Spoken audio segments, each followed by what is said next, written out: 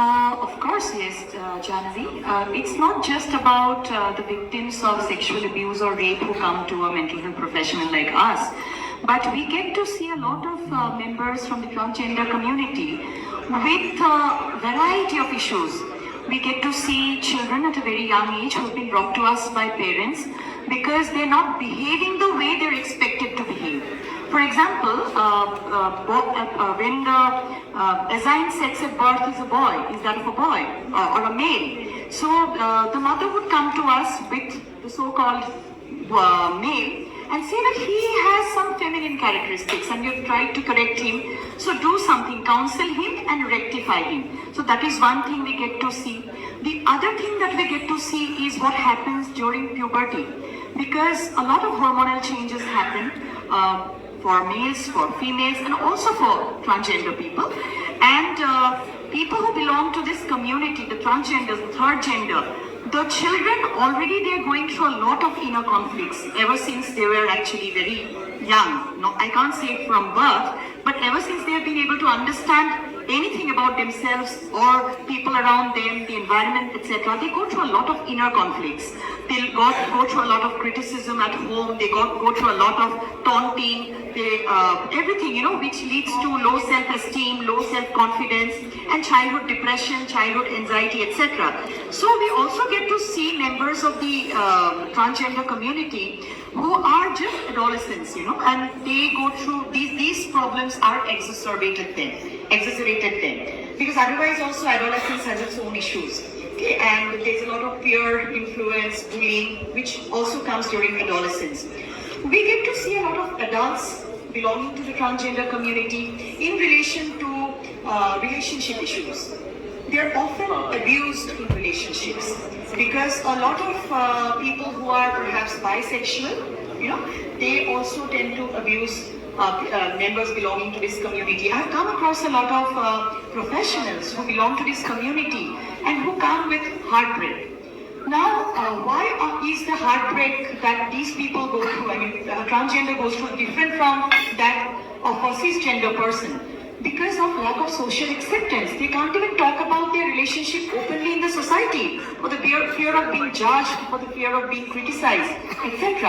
And apart from that, of course, what you've mentioned, they are victims of abuse, sexual, physical, emotional, and for that also they come to us. So a lot of them come to us for counseling, for treatment, because they're going through a lot of issues with their inner self.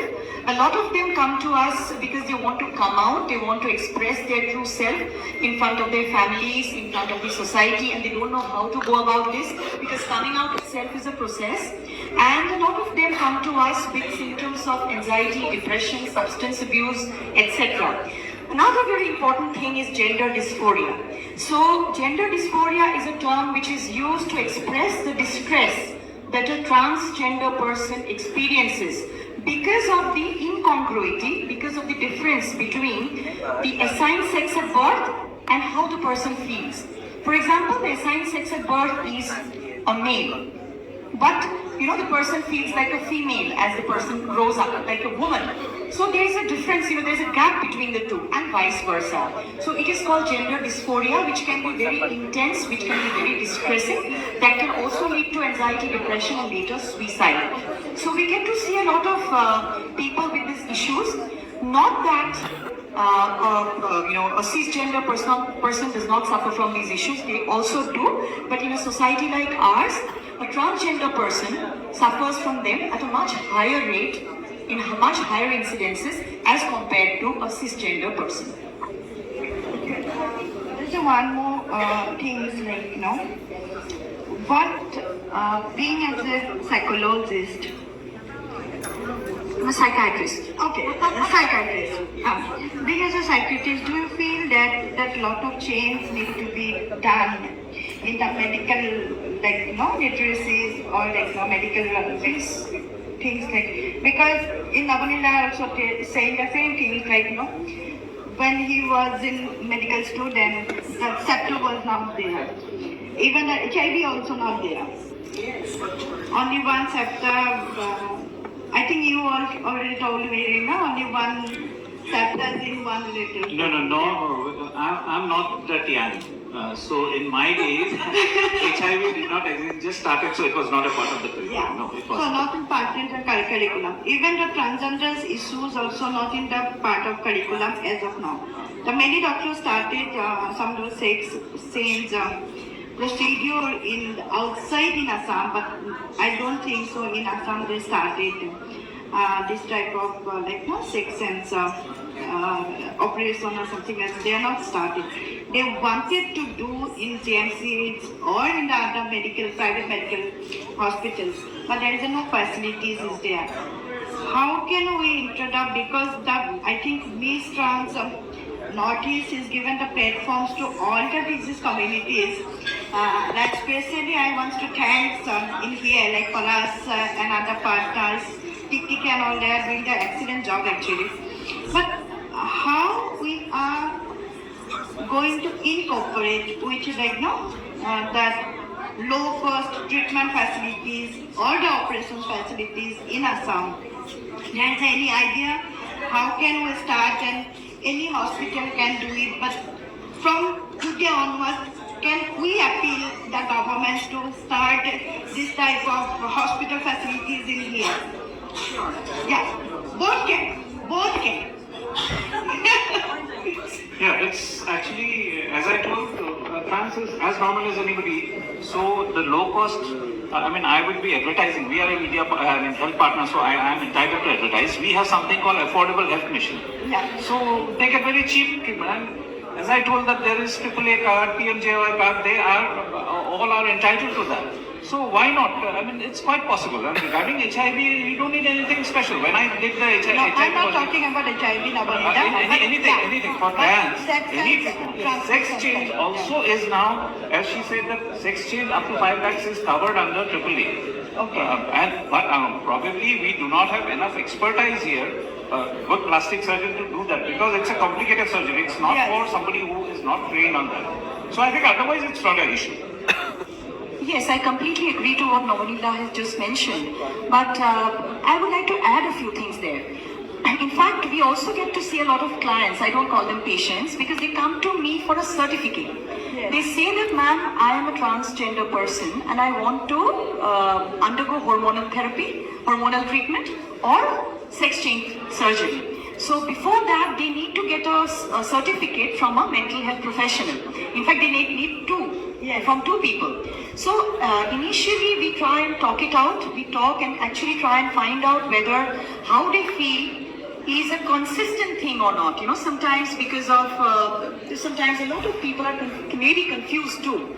So we also make them go through proper mental health assessments, and later if we think that they're fit to undergo hormone therapy, initially hormone treatment, hormonal, so we give a certificate and we refer them to an endocrinologist who's a hormone specialist. Now this person will start with a hormonal treatment, so which can be a male hormone or a female hormone. It's after a year of such treatment, and after a year, at least a year of living as a member of, as that gender which the person wants to be or identifies with, it is after that a decision of surgical intervention is taken. Sometimes surgery is not just one. Navanilda will be able to explain better. It's a series of surgeries, very complicated ones, and which can differ from one person to the next. So, before starting hormonal treatment, a psychiatric certificate from a psychiatrist for fitness is required. And after a period of about a year of living like that, with the identifying with the other gender, the person has to reassure us. And two psychiatrists two mental health professionals have to give a certificate that yes, sex change surgery is possible on this individual. And during this process, the pros and cons, the advantages and disadvantages, the risks involved, health risks involved, the finances involved, everything is discussed. But let me clarify one thing, Jahnavi, that not everybody who's a transgender wants to undergo these kind of treatments. Some of them, most of them are very comfortable the way nature has created them. So it is one minor fraction who come to us, actually I have come across them, who would like to undergo treatment. And everything is okay. If people are comfortable, they being in their own skin, it's okay. If people want to change, it's okay. Like if I can take a decision for myself regarding a cosmetic surgery about my nose, and if it is okay, why not something else? You know, we cannot discriminate on that ground. And apart from that, you know, I would like to say something about sexually transmitted diseases also, because the rates of occurrence of these disorders, not only HIV/AIDS, but gonorrhea, syphilis, or anything, you know, they're far more common in certain transgenders because of, like Novanilda has mentioned, penile sex, which leads to higher incidences of trauma, injury. So I think we need to give proper sex education to everyone, not just the transgender community, about healthy sexual practices, about use of contraceptives if required with the partner, about regular checkups, health checkups, especially related to sexually transmitted diseases, and if someone has one, then how to undergo treatment, where to go, how long to, you know, take the treatment. Even awareness about these issues are very much required. Some transgender couples, or they even talk about, you know, getting married. Of course, it's not legalized in India. They talk about parenthood. They want to have children. There are no adoption laws as of now. But, you know, I think as doctors, as not only as a mental health professional, as health professionals, we must also educate. I'm always referring to this. It's not just about the transgender community. We are all humans. Okay, we are all humans. Somebody is fair, somebody is darker, somebody is male, somebody is female, somebody belongs to the third gender. So I do not personally like referring to a community as a community, because we are all parts of the same. Yes, we are all same. You know, we are parts of a whole. So that way, I think all of us, like everyone else, we need to educate and make people aware about the choices related to relationships, sexual relationships included, sexually transmitted diseases, sex education from a very young age, and about about the desire to, you know, about fertility issues, about contraceptive methods. I think everything needs to be addressed, and it's high time that we become really progressive and talk about things openly. Thank you, Samitaba.